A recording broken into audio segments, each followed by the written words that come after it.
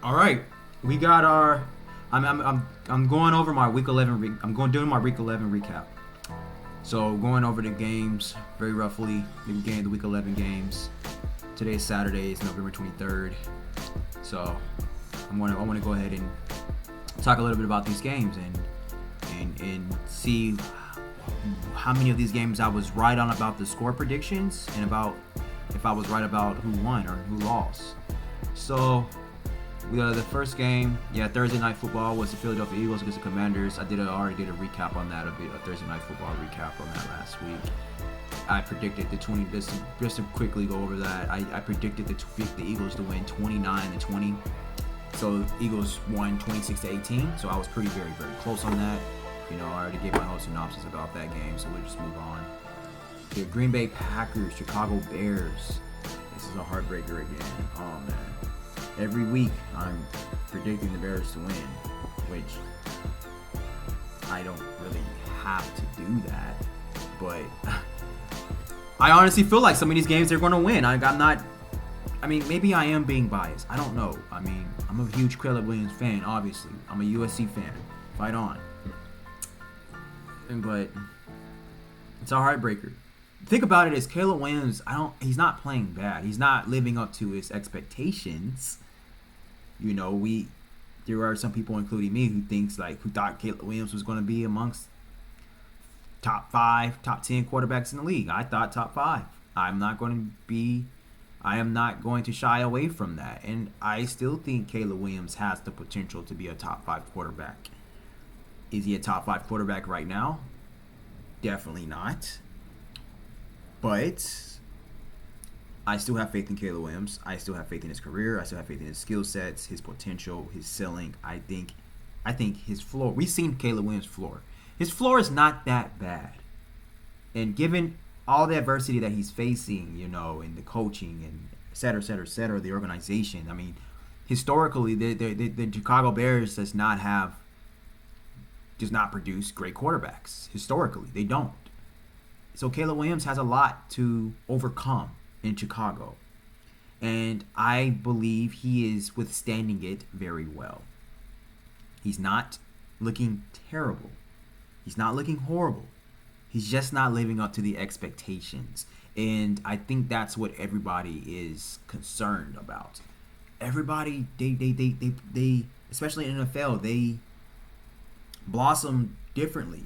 People grow in different rates. So he's calculating everything. Caleb Williams has a lot on his plate. The Chicago Bears asked Caleb Williams to do a lot. I mean, you see him doing cadences, and he has to change up his. And they put a lot on his plate, changing up the formations, the not the safety. What is it? I forget what it's called, but changing up the offensive line for the coverage, the coverage, not the coverages, the protections, and everything. It's a lot that they asking Caleb Williams to do. Plus the complex Chicago Bears playbook, the offensive coordinator that got fired, and the head coach. They are not taking off of his plate, making the game simple for him, and that more than likely probably was the situation with Justin Fields, but they did dumb down the game for Justin Fields when he was playing for the Bears. Justin Fields, that was the difference. They did dumb it down for him, and he still was not showing that he can play well. Justin Fields made some great throws here and there, but Justin Fields is just not a smart quarterback. And you see that in Pittsburgh.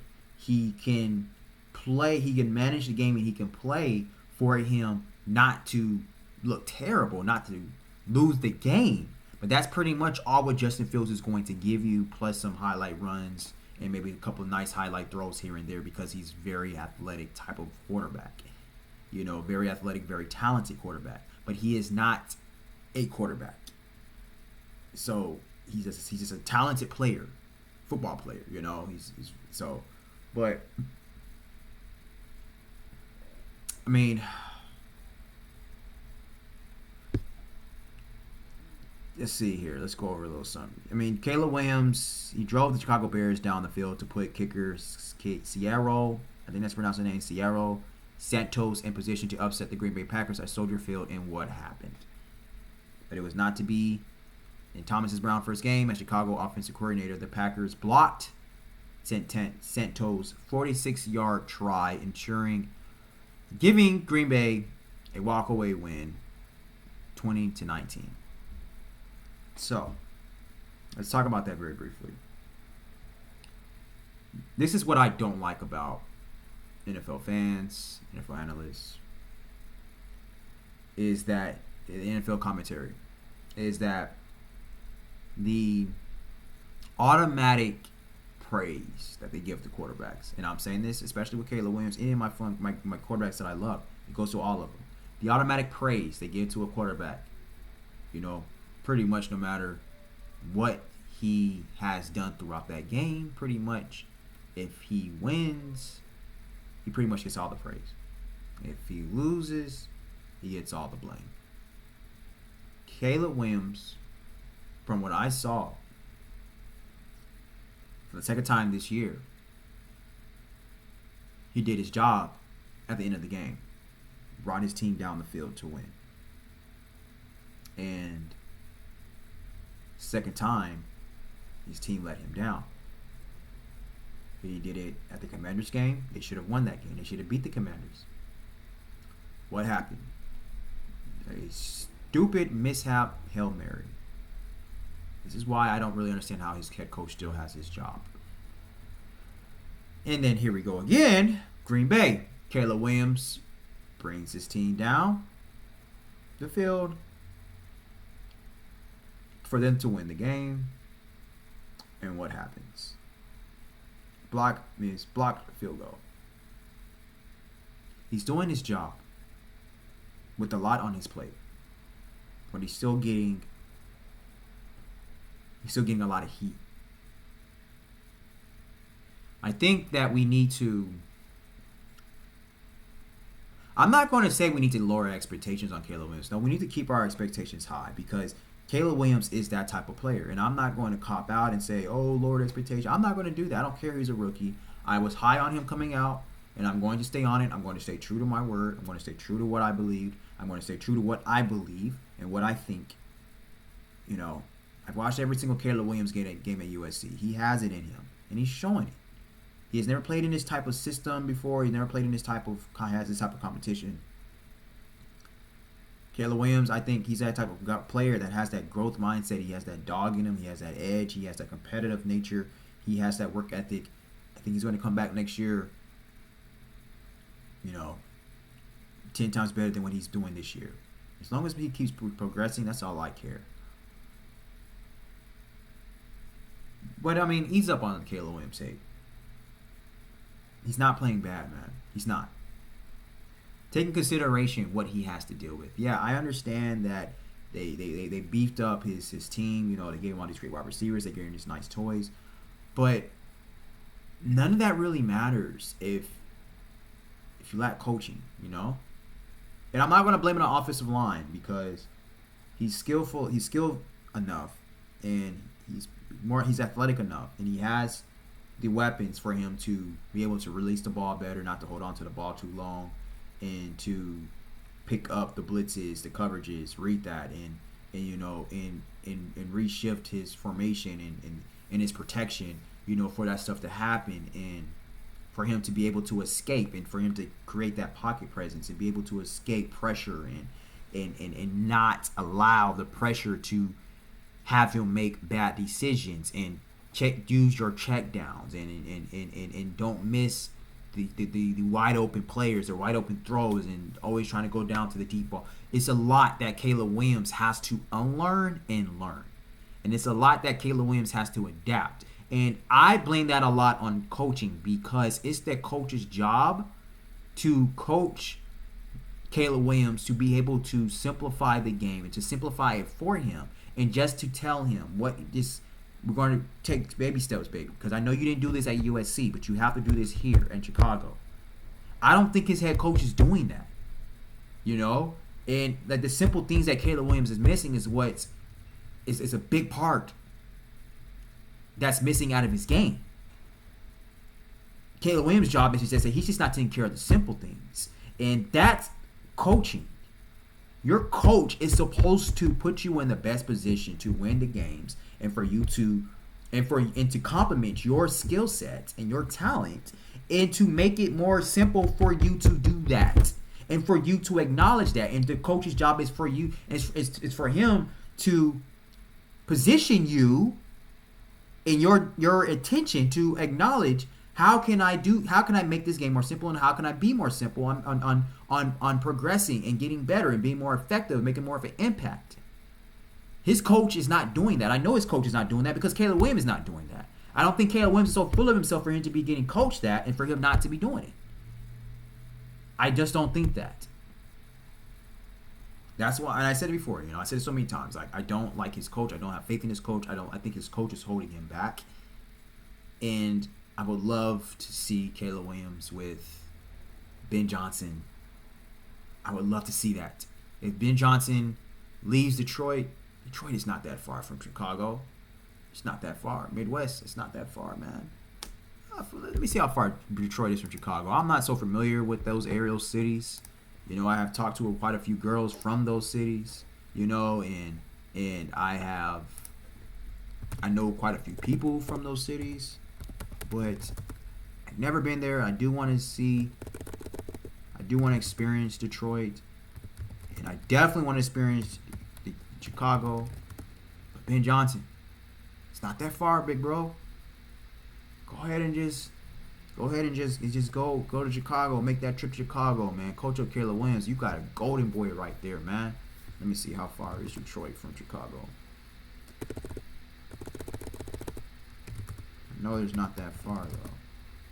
Chicago's like Chicago, Gary, Indiana, Detroit. They're like all right there. Let's see.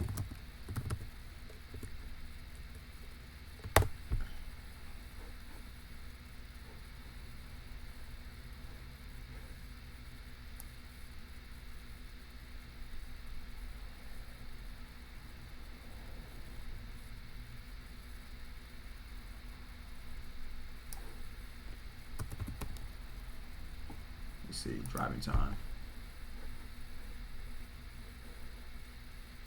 It's 282 miles away from Chicago.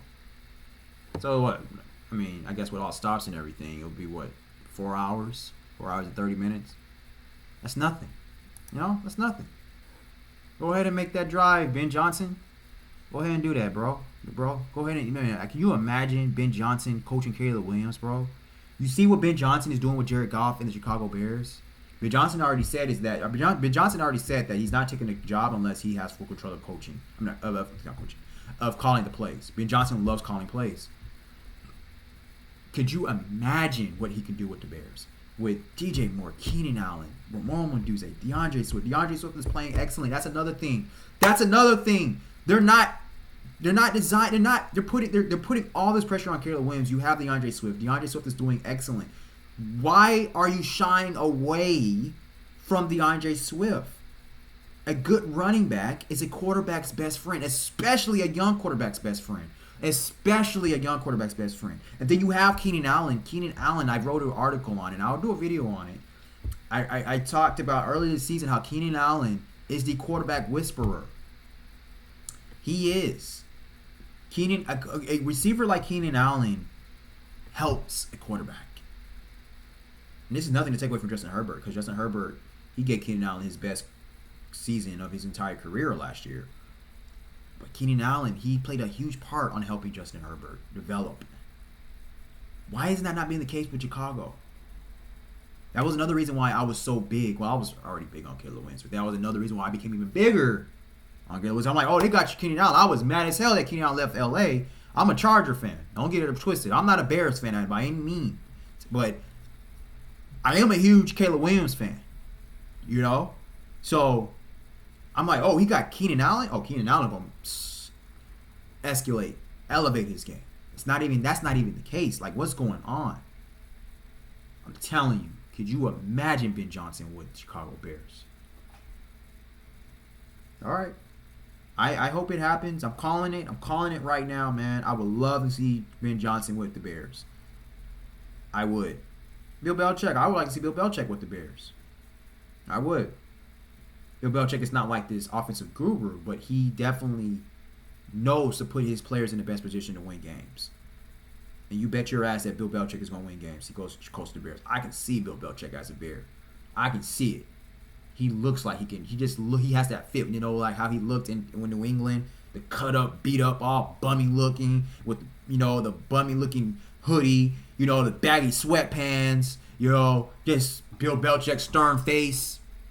That's Chicago Bears all day long right there, man. That hard, rugged grit. That cold, hard-hitting football weather. Chicago, coming from Boston to Chicago. That's Bill Belichick, man. Y'all better stop playing with me. I would like to see one of those two coaches, man. Coach Caleb Williams. I would like to see Bill Belichick. Don't give me Bill Belichick. He taught Tom Brady defense. He taught Tom Brady how to Tom Brady mastered defense as he mastered offense. That's why Tom Brady was so great. He had the greatest defensive mind ever teaching him defense. So Tom Brady was already Tom Brady. So now Tom Brady can understand the defenses, the coverages, and all the blitz packages and all this stuff. Bro, Bill Belichick can do the same thing to Caleb Williams. Come on, man. Come on now. Come on. I'm telling you, man. I would like to see those two coaches go there. I don't know if it will ever happen. I don't know if Chicago's going to get rid of their head coach. I don't know. I don't know. But I would love to see that. I would love to see that. Who knows, man? But I was wrong about this game. I said that. What did I predict? I did predict Chicago to win this game. What did I say? Let's see here. Got Pittsburgh, Dolphins, Browns, Jets, Vikings, Packers. Okay. Packers, Bears. I was right about the point differential. I said the Packers was going to lose to the Bears 26-27. They lost to the Bears 20-19. So I mean, I should get some little credit about that, shouldn't I? I mean, I said it was going to be a 1-point difference. I was just wrong about which team was going to win. And the Bears should have won. They got a block missed field goal. I don't know. Y'all let me know how y'all feel about that in the comments. Let's move on. So, Detroit, we got Detroit-Jacksonville. I said this game was going to be a blowout. I mean, Detroit cruised to a dominant 52-6 victory over Jacksonville on Sunday. They extended their winning streak to 8 games and improving to 9-1 on the season. Detroit is phenomenal, man. I mean, we just got finished talking about Detroit. I mean, I talked about Ben Johnson, what he's doing there. And let's talk about what Dan Campbell is doing there. I mean, it's remarkable. I love this is what I love about football. This is what I love about the NFL. Detroit was a laughing stock. They were the NFL's joke. Now they're amongst the NFL most dominant. I love that.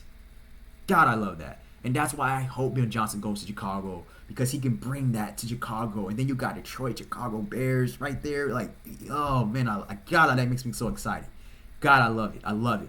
There's nothing I love more about hard hitting, rugged, rough grit football. And then you got these two rugged grit cities, Chicago and Detroit, just dominating. I love that. I would love to see that, man. I would love to see that. It makes me excited, man. And hard hitting football. Jared Goff, man, he led the charge with 4 touchdown passes. And so he came off, I think it was the week before, came off with 4 INTs to 4 TDs. Okay. That's if I'm correct. I don't know if he threw those 4 picks in week 10. But if he did, way to bounce back, Jared Goff. Way to bounce back. My boy, USC great, fight on, Amon St. Brown. I think he had 2 TDs. And he racked up a franchise record of 645 total yards. Oh, the Lions did not. I was like, damn, Amon St. Brown did that? That was the Lions. The Lions did that. Okay. Yeah, so Amon St. Brown had 2 touchdowns. The Lions, they had 645 total yards, which is beautiful. Phenomenal. Offense. Ben Johnson all day long. Could you imagine? Ben Johnson doing this with Jared Goff. Could you imagine what he could do this with Caleb Williams? Boy, stop playing. All right, let's keep it going. I'm getting too excited. Man, I would be so excited if he goes to the Bears. I would, man. Him or Bill. So the 46-point margin of victory marked the largest in team history and handed the Jaguars their most lopsided defeat ever. I did say that the Jaguars was going to get blown out. I was wrong about the score, though. I was pretty much accurate about the point differential, but I was wrong about the score. I said that. Where did I say? Let's say we got Dallas, Bills, Chargers, Chiefs, Bills, Broncos, Seahawks. Where do we at? Fight. I'm looking for Lions to see where my line. Where my score predictions for the Lions in Jacksonville. There we go. I said that the Lions was going to beat Jacksonville 45-0. I was almost there. I was almost right. They beat Jacksonville 52-6. So I mean, come on, man. You know, I was almost hitting it. I was almost hit it on the nose. Still a blowout. I said Jacksonville got 6 points. I gotta watch that game. To be honest, I didn't watch this game, and I want to watch it. I wonder if they did get a touchdown or was that a kick? Was this field goal? Let's see here. What we got? Was it 2 field goals? Let's see.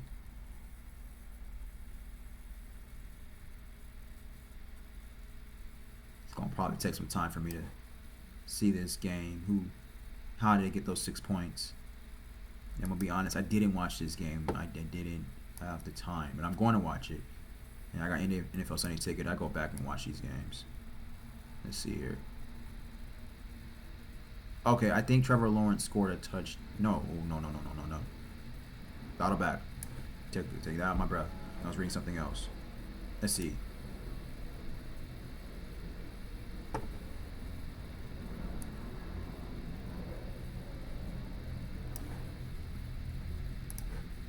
See here.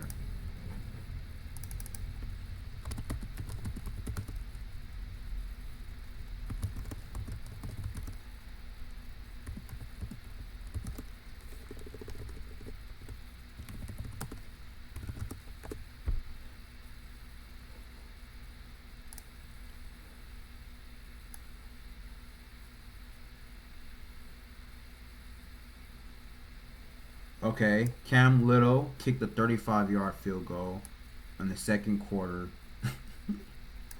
So they didn't even score. They just had 2 field goals. They had a field goal in the first quarter. Cam Little, he kicked a 59-yard field goal. Dang. Oh, it was 4th and 3. It was at Detroit's 40. And then he kicked another one in the second quarter. At Detroit 17, he kicked a 35-yard field goal. Jacksonville was 3rd and 4. Wait. Oh, I was about to say, why are they kicking a field goal on 3rd and 4th? I was like, am I tripping? What's going on? But I see there was 3 seconds left in the half. So that's why they kicked the field goal. Okay. So yeah, they didn't even score. That's why proves my point. Like how garbage Trevor Lawrence is. He should not be playing, man. Like I'm sorry. Like I'm sorry, but I'm not sorry. Like. Trevor Lawrence ain't it, man. He's not it. He's never has been. Like, got his money. He got paid. He needs to just ride the bench. He really does. Jacksonville needs to get another quarterback, but they're not because they already paid Trevor Lawrence and he's still young. I mean, I said this before. On the contrary, he can improve. He's still young. He's only been in the league like 5 years, something like that. He can still improve. Players, they develop, like I said about Caleb Williams, they develop, some develop faster, some develop slower, you know. But the thing about Trevor Lawrence is I don't see him improving at all. And I've never seen him do anything great at all. I've never seen it. I've seen him make some nice throws here and there. I've seen Zach Wilson do that.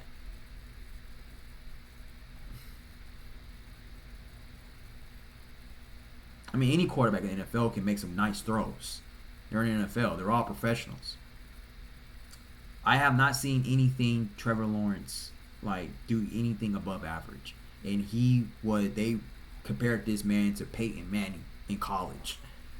They were saying this guy was going to be great his freshman year at Clemson.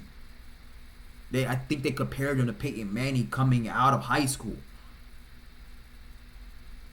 He's not it, man. I mean, he's just not it. He's not it. He's not it, man. It happens. I mean, look what happened with Matt Leinart. Yeah. So let's move on. Moving on. The Dolphins beat the Raiders 34-19. The Dolphins netted their second straight win, beating Raiders 34-19 to keep their wild card hopes alive. Okay. I want to see Tua Tagovailoa. I cannot pronounce his name right. I have to practice that. But Tua, I want to see him. I want to see what he can do in the playoffs because he is one of those quarterbacks that the analysts like the people like Joy Taylor likes to put over Justin Herbert. You know, I still see people who likes to say that Tua is better than Justin Herbert. So I don't think Tua has won a playoff game at all. He is 1-0 against Herbert. He is. But Tua is one of those quarterbacks that I've said that are very overrated. You know, the quarterbacks, I will go over it again because I'm going to keep repeating this because when time comes on, I'll be like, I told y'all so. That I told you guys that I've been telling y'all Trevor Lawrence is overrated. I've been saying this for a long. I've been saying Trevor Lawrence is overrated since he got into the league. Trevor Lawrence is overrated. Joe Burrow overrated. Tua overrated. Who else? I've been saying Patrick Mahomes is overrated. I think there was a fifth one. I can't think. Let me think of it real quick. Let me think of the quarterbacks. Let me think of the teams. Giants, Denver, Raiders, Texans, Packers, Lions. Okay, maybe it was just us those four because I can't think. I thought there was 5 quarterbacks, and I'm like, yo, like y'all overrate these dudes. Now, like I said, Joe Burrow, Patrick Mahomes. It's because I'm saying they're overrated. I'm not saying that they are. I'm not saying that they are not good. You know, I'm not saying they're not great. I'm just saying they're overrated. But Tua and Trevor. Tua at least is better than Trevor. I think Tua is better than Trevor. But they both are overrated players and they're not good. I don't think neither one of them are good. And we'll see in time. We'll see. Tua has yet to done anything at all. But people will put him over Justin Herbert. Justin Herbert has, you know what? I'm not even gonna go through it. Let's just keep on. Let's do this. Let's keep it on. Let's keep the main thing. Let's do it. Miami passing offense hummed as expected against a poor Las Vegas defense. Tua, he recorded 311 passing yards, 3 passing touchdowns, and a big time throw in a turnover worthy play pending final review. Janu Smith and Tyreek Hill combined for 13 catches, 162 yards, and 3 TDs. They beat the Raiders 34-19. What did I say? I said that the Dolphins was going to beat the Raiders 27-10. We're not too far off with that score. Prediction. The Rams, Los Angeles Rams against the New England Patriots. Okay, let's see if my prediction for the Rams winning their division will be correct on that. But the Rams, they beat them 28-22. Matthew Stafford, he was facing consistent pressure throughout the entire game with New England's defense. Drake May, he is looking good. I was watching a little bit of this game, and he was looking phenomenal. I think he did get knocked out for a little bit, if I'm not mistaken, but he came back in. Stafford tossed for 4 touchdowns, moving to 10th all-time in the NFL record books, and 10 different Rams notched a quarterback pressure. So, it's great, man. It's great. So, the Rams, they won at New England. And I said that the Rams was going to win. I said they was going to win. The game was going to be a lot closer than what it was. They won 28-22. They won by 6 points, and I said they was going to win by 3 points. So, yeah. But fairly close game. I said 23-20. They won 28-22. So, yeah. Yeah, y'all see my scores is right there, a little neck. So, I had the New Orleans Saints, Browns. I said that the Saints beat the Browns 35-14.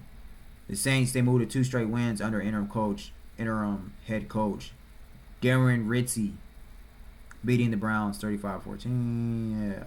Offense was in rhythm. The New Orleans Saints offense was looking good all game. That's good against the Browns. And they dominated on the ground with 214 rushing yards. The Saints permitted 458 total yards, but the team's offense producing 8.2 yards per play was enough. The team's 21 pressures compared to the 10 for the Browns. So the Saints just dominated this game. And I said this in my last video when I was Thursday Night Football, when the Browns faced the Steelers. I said that the Browns is a team. They're a terrible team. They're not. I don't want to say terrible. They're a bad team, but they're the bad team that can beat anybody.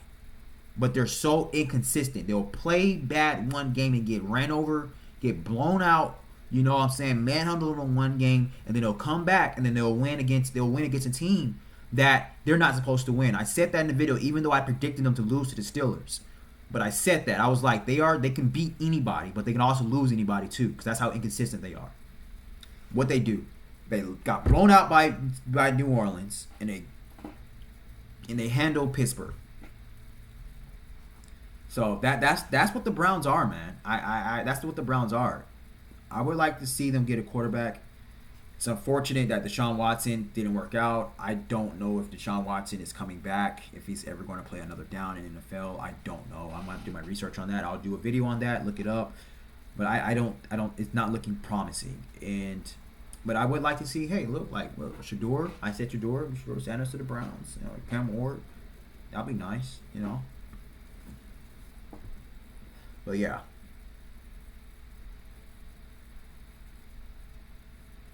Let's see. I don't know if I said what my score was, so I'm going to say it real quick. I said the Browns was going to lose to the Saints 25-20. So I said Saints was going to put up 25. They put up 35, so I was 10 points off on that.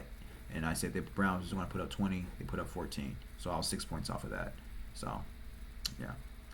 Pittsburgh, Baltimore. Close game. I don't think anybody was going to be surprised about this.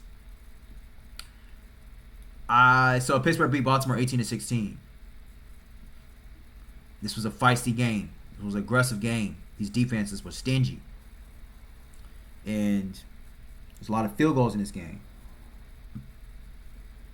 Chris Boswell, he was the superior kicker in a battle with Justin Tucker. Justin Tucker was having an off year, and maybe it's time for him to retire. Boswell hit on all 6 of his attempts, whereas Tucker sent 2 of his tries wide left. Tucker missed 2 field goals. So, which is a continuation of his season-long struggles. The Steelers were the ultimately better team in the AFC North duel, and they topped the Ravens by an 18-16 score. I said, so my prediction was a little higher.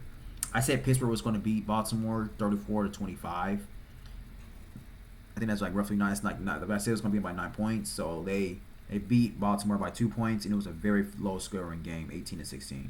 So I put a little bit too much faith in their offenses and a little less faith in their defenses, which I should have known better. It's just Pittsburgh, Baltimore, baby. Come on now, you knew this was going to be a heavily bottom team.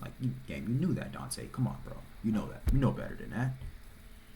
Anyway, let's go on. We got the Vikings tying Tennessee. I said so. Let's throw back what I said, but let's say what happened. Vikings beat Tennessee 23-13. Sam Darnold completed 20 of 35 passes for 246 yards and 2 TDs, leading the Vikings to a 23-13 victory over Tennessee. This win marked the Vikings' 3rd straight and maintained their perfect 5-0 record against AFC opponents this season. Vikings still rolling along, man. People aren't talking about them right now because there's a couple losses that they recorded, but they doing their thing still. The Titans is 2-8. They suffered their 2nd consecutive loss, but they did manage to keep the game a little competitive. The Titans did. The Titans doesn't have a bad. They have a pretty good defense. The Titans is just a very average at best team. Vikings. I said the Vikings was going to beat the Titans. I said it was going to be a little bit more of a lopsided game. I said they was going to beat them 35-10. They beat them 23-13. So I wasn't too far off on what the Titans was going to score in this game. I'm a little far off on what I said the Vikings was going to score. A little far off. think I put a little bit too much faith in their offense and less faith in the Titans defense. So we got the Colts, Indianapolis Colts against the New York Jets. The New York Colts. The Indianapolis Colts beat the Jets 28-27. Anthony Richardson, he recorded a great comeback. He powered the Colts to a 28-27 victory. He returned to the starting up after a 2-game benching.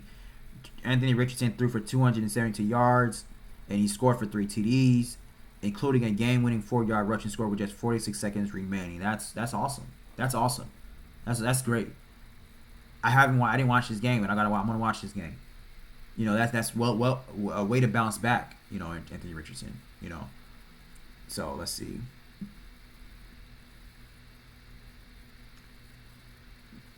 So the Jets had seized a 27-22 lead late in the fourth quarter on Anders Carlson's 35-yard field goal with 2 minutes and 41 seconds left to play. But Richardson, he responded with a clutch 6-play, 70-yard drive, capping it off with his second rushing touchdown of the game to seal that win. So that's what's up. So the victory, it lifts the Colts to a 5-6 record. The Jets, they dropped to 3-8, suffering their 7th loss in their last 8 games. I had already said I'm rooting for the Jets to always lose because of what they did to Robert Saleh. The Jets are a disaster, and Aaron Rodgers needs to retire. So what did I say? I said the Jets was going to lose 10-17, and they lost by 1 point, 28-27. So the Denver Broncos, Atlanta Falcons. They did get back on track after losing to the Chiefs, and their Denver's offense was prolific against. I actually have this game on right now. I just have it playing, but it was prolific against Atlanta's defense. And their defense is a disaster. It's not a disaster, but it's not living up to the hype. They're not giving any pressure. Their line is not playing well at all. Atlanta is starting to fall, and Kirk Cousins is not playing well either. Bo Nix was nearly flawless. He completed 29 of 34 attempts for 318 yards and 4 TDs. And he had a 1 big-time throw and no turnover-worthy plays. So the Broncos, they contained Atlanta's high-powered offense. And they kept Bijan Robinson in check for 13 carries for only 44 yards. Denver ain't nothing to play with. They blew them out 38-6. What did I say? I knew Denver was going to win this game, but I don't know if it was. I don't think I predicted it to be this lopsided. Yeah, I said it was going to be 22-10. So I knew Atlanta wasn't going to score that much, but I didn't know Denver was going to score that much, 38. I said they was going to score 22. Yeah, it's time to take Denver serious right here. Seattle against San Francisco. I am very happy that I was wrong about who won this game. I said San Francisco was going to win this game, but I did say that it will be awesome to see Seattle come on top. And they did. They beat their divisional rival for the first time in 3 seasons. Geno Smith he had a go-ahead touchdown run with 12 seconds left in the quarter, and he gave Seattle a lead. That pretty much sealed the deal. For the second straight week, Jackson Smith-Njigba came up with a tremendous day, catching 10 of 11 targets for 109 yards and 6 first downs.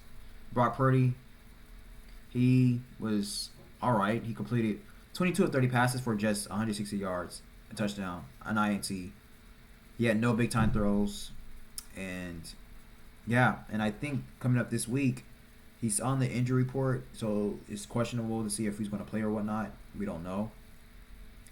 And Nick Bosa, he played just 26 snaps due to an injury. 49ers are beat up, man. They're beat up, man. Right now, it's not looking good in San Francisco at all. I think they're going to miss the playoffs this year. What did I say the score was going to be? I can't remember. Let me look at my list.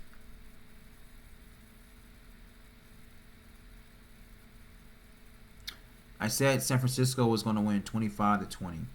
So they lost 20-17.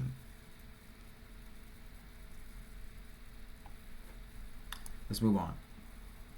We got the Bills and the Chiefs. Ooh. I'm a little disappointed I was wrong about this game. I'm disappointed in the Chiefs for losing this game. I was rooting for the Chiefs to win this game, come on top. The Bills beat the Chiefs 30-21. And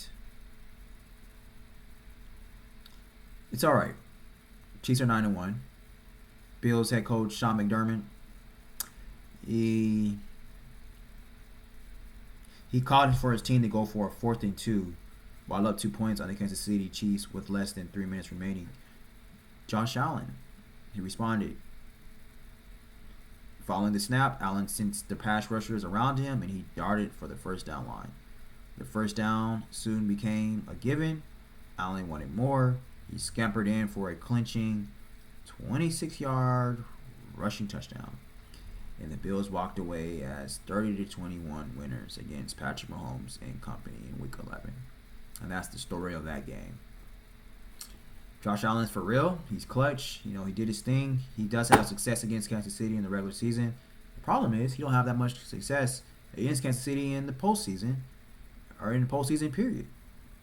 And that's what the problem is. So we'll see if the Bills can keep up with this. I don't think they will. Don't think they are. But we'll see. I mean, you guys already know who I said is going to the Super Bowl and the playoffs. I already told y'all that. He was going to win it. So I said that the Chiefs was going to lose to the Bills. Let's see here. I said that they was going to lose to the Bills. No. I said that they was going to beat the Bills 30-19. Wow. So I said they was going to beat the Bills. I said the Chiefs was going to beat the Bills 30-19. The Bills beat the Chiefs 30-21.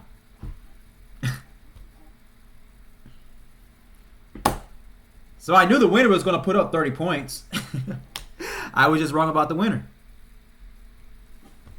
And I was a couple points off on the loser. Man. I guess I had too much faith in the Chiefs defense this game. But heck. But you guys know I had the idea of how this game was going to go. I was just wrong about which team was going to do which. That's all. But anyway, let's keep it moving. The Chargers against the Bengals. Who's got it better? What have I told y'all? What did I tell y'all? I told y'all that they was going to beat the Bengals. I told y'all the Chargers is going to come on top. I've been telling y'all since Jim Harbaugh came to L.A. But y'all didn't want to believe us, though. Y'all wanted to say Justin Herbert ain't clutch. Justin Herbert don't show up at big games. Yada, yada, yada. Oh, they don't got no players. They don't got no skill players. Y'all got rid of all your players. Y'all got rid of Mike Williams, Keenan Allen, and Austin Eckler, whatever. And what does Justin Herbert do? He becomes 2-0 against Joe Burrow. He becomes clutch. 45 seconds left in the game. 2 clutch throws to Ladd McConkey, a rookie wide receiver that Justin Herbert is developing quick, fast, in a hurry. And then he leads that up to a game-winning touchdown for J.K. Dobbins. But the Chargers ain't clutch. Justin Herbert is not clutch. Y'all better start putting some respect on my boy's name. I told y'all. I keep trying to tell y'all, man. The Chargers are for real. They for real because they coach is for real. All right. Beat them 34-27, man. 29-yard touchdown run by J.K. Dobbins. 18 seconds left in the game. That was beautiful, man. It was beautiful. Herbert, he led the Chargers with 297 passing yards, 2 TDs, and an additional 65 rushing yards. Justin Herbert took over that game. Snapped off all over. Almost 100 yards rushing. Almost 300 yards passing. 2 touchdowns. Come on, man. Put some respect on my boy's name, man. Come on now. And rookie Ladd McConkey, he had 123. He had a career high. Obviously, he's only a rookie. 123 yards receiving on 6 catches. And including pivotal plays on the game-winning drive with Justin Herbert, which is pop, putting the ball in tight spots. Joe Burrow, he had a pretty good game. 356 yards, 3 touchdowns, but they couldn't hold us off. The Bengals fought back. Erasing a 21-point third quarter deficit at the to tie the game at 27-27. That's all they could do. They could not get on top at all during the game. They was getting manhandled throughout the entire game. But they desperate. They gonna try to make it come back, which they did. They tied the game though. But then Cincinnati allowed LA, Justin Herbert and company, to march 84 yards in just 4 plays for the go-ahead score. Well, that was all Jay Herbert. We launched Justin Herbert, marched down the field 84 yards. Come on, bro. Come on, man. This is J.K. Dobbins' 8th touchdown on the season. And this is the Chargers' 4th straight victory. This move moves L.A. Chargers, Los Angeles Chargers to 7-3. This is advancing our playoff chances. I think we have like a 91% chance of making the playoffs now. I think if we win 3 more games, we lock our seats in the playoffs. If we win 3 more games, I believe. The Bengals falls to 4-7. The playoff hopes is quickly fading. The crazy thing about it is the Bengals can still make the playoffs. That's the crazy thing. But I want to see the Bengals in the playoffs. I want to see the Bengals go into the playoffs. F that, man. Because I want Justin Herbert to just demolish all these quarterbacks that they are trying to put over him. I want it. I know people were like, no, we don't want to see. Nobody wants to see the Bengals in the playoffs. Nobody wants to see the Chiefs in the playoffs. Yada, yada. Nobody wants to see the Bills in the playoffs. That's what they're saying. No, I want to see them. I want to see them in the playoffs. I want the Chargers to play all of them. Because I want the Chargers to beat all of them. Because after this year, I don't want to hear nothing. Because what Justin Herbert is doing with these rookie wide receivers, first year wide receivers, or second year wide receivers, that people are saying like they're not all that good or whatever. I want it. I want the smoke. I want it all. I want the smoke in the barrel. I want it. So let's get it, man. And let's keep the main thing, man. Joe Burrow on his last drive, he was 1-8. But Justin Herbert ain't clutch though. Justin Herbert ain't clutch, but Joe Burrow is 1-8 on his last drive. And I don't hear nobody talking about this. Joe Burrow actually threw an INT. He threw a pick. He did throw an interception. And I can't remember who it was. I think it was the I can't remember the guy's last name. I think it was Elijah Moulton. Yeah, Elijah Moulton. A really great safety, man. He's produced well for the Chargers. But hey, let's keep the main thing. They caught that INT back because they say it was a roughing the passer. And the Bengals would not have scored if Justin Herbert, I'm going to say this, Justin Herbert didn't fumble the ball. He trucked over one of their players. And then the linebacker was right there. The ball hits the linebacker's knee. It was a fumble. They picked it up. But hey, the Bengals would not have scored in that drive. And I think that INT that they caught back, the Bengals scored on that drive. So that's 2. You know what I'm saying? And really, the Chargers picked up a fumble running back for a touchdown. They caught that back. Now, the guy was down. But the Chargers dominated this game. What I'm basically saying is that the Chargers dominated this game a whole lot more than what the score is saying. We let them come back on that 21 points. But we finished business, though. We played with them a little bit. Let them have a little fun. But we came back and we told them who was boss. We dominated the Bengals. Bengals don't stand a chance. Joe Burrow, there ain't no comparison with Joe Burrow and Justin Herbert. He ain't on the same level as Justin Herbert. Justin Herbert, I believe, has now 15 game-winning drives. There's only like a few quarterbacks that has as much or more than him. Put some respect on my boy's name. I'm telling y'all. We got the Ravens next. That's a win. I'm not worried about it. I'm not worried about it by any means at all. We got the Texans, Dallas Cowboys. It's really nothing to say about this game, man. Jerry Jones, you are a character. You are so funny. What they said that they was opening the roof and a metal fell down the field. Some crap. I don't know, man. The Cowboys is they're a laughing stock right now. They are well branded though. They're well branded. Very profitable organization.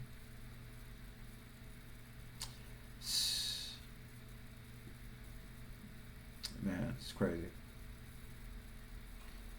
But yeah, what Houston beat Dallas 34-10. Let's see.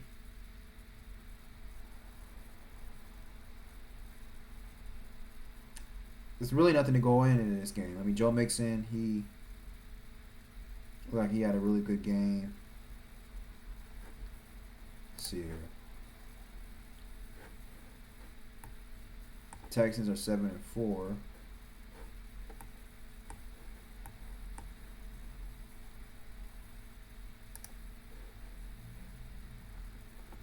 Yeah, I mean, there's really nothing to really talk about this game. I mean, why? I don't even know why I even want to bother talking about this game. There's nothing really to say.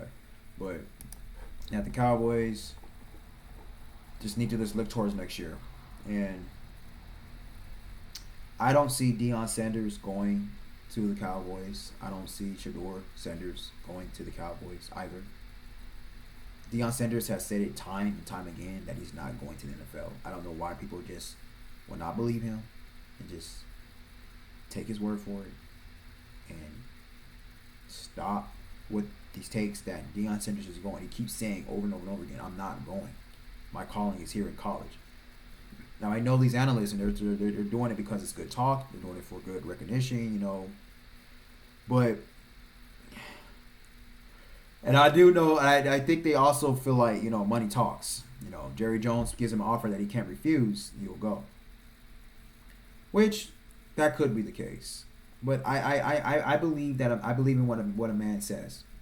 I believe that if Deion Sanders said he's staying, he's staying. I do believe in what he's saying. I believe in it. So, I'm not going to buy into it. Would I like to see Deion Sanders with the Dallas Cowboys coaching his son? Hell yes. I would love to see Deion and Shedeur in Dallas. I would. Now, do I think that Jerry Jones will be kept in check? I think so. I think Deion Sanders will be one of the only few people on planet Earth that will be able to keep Jerry Jones humble and in check. I do believe that. You know, because Deion Sanders is Deion Sanders. And Deion Sanders is pretty much just going to do nothing but help Jerry Jones with what he wants to do. Jerry Jones wants to win games and brand and have the Cowboys be a household name as well. That's what Jerry Jones wants. Deion Sanders is going to give Jerry Jones what he wants because Deion Sanders does that. Deion Sanders is all about the flashy dashing, the branding, business, you know. But he's also about winning games. He's also about winning football games. He's also about football. Deion Sanders is both. He's one of the very few coaches in NFL that can do that. Probably NFL not NFL. In the NFL that can do that, and in football that can do that, and more than likely in football history that can do that. That's Deion Sanders for you. Deion Sanders pretty much probably invented the whole swag and branding and, you know, thing, but also playing well, exceptionally well at a high level. How he played is how he's coaching. And Jerry Jones wants that. That's what Jerry Jones wants. And I think that it would work out with that if Deion Sanders and Shedeur goes there. Do I think so? Like I said, I don't think so, man. I don't think they would. And everybody talking about, you know, what they did with Dak Prescott. But my thing is this though. I think it's okay that they can still draft Shedeur. Shedeur doesn't have to start right away. You pay Dak the money. You don't have to get rid of Dak. Dak is already showing that he's injury prone. So you draft Shedeur. You let Shedeur sit behind Dak Prescott. Let him sit behind Dak Prescott. Let him learn. It's not like he's not going to get a chance to play because Dak Prescott is injury prone. So Shedeur, in some time during that season, Shedeur's going to get a shot. I think it'll be awesome. They should do it. I would like to see them draft Shedeur.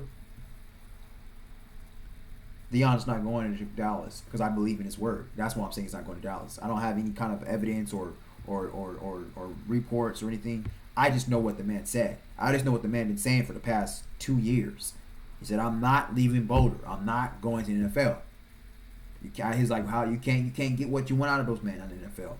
He said, "I'm not going to be sitting here trying to convince this man to do his job. That's what Deion said. Deion feels like he can get through younger players. He can be a blessing to younger players, and he can help younger players develop more than he can do that in NFL. Deion Sanders believes that his calling is in college, is in the collegiate level than the NFL. That's what Deion Sanders believes. So, and I have nothing to go by, but just to believe in what that man says. Deion Sanders comes off as a very authentic, genuine human being to me. Never met the man in my life. I know quite a few players in the NFL. I know quite a few players who played in the pros. But I don't know Deion Sanders. Never met him in my life. We'll have to one day. And I'm pretty sure I will. But I believe in what that man says, man. And y'all should too. Y'all should just respect what he said.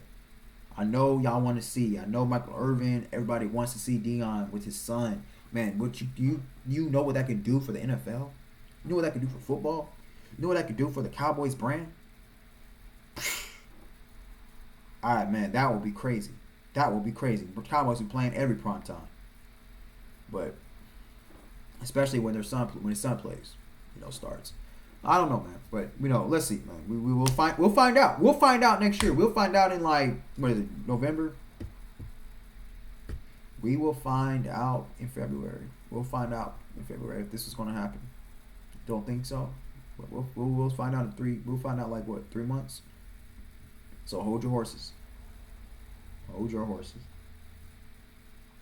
All right, man. So that's all I have. That's my Week 11 recap. And so thank you all so much for watching. I appreciate. I saw somebody who subscribed to my channel. I appreciate that.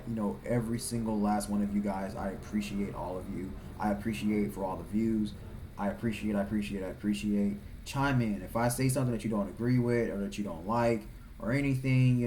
What you think about my perspective on Justin Herbert, Caleb Williams, my favorite players, my team, my squads. Everything, let me know. Chime in on the comments. I don't mind debating. I don't mind arguing. Football, I can do it all day long.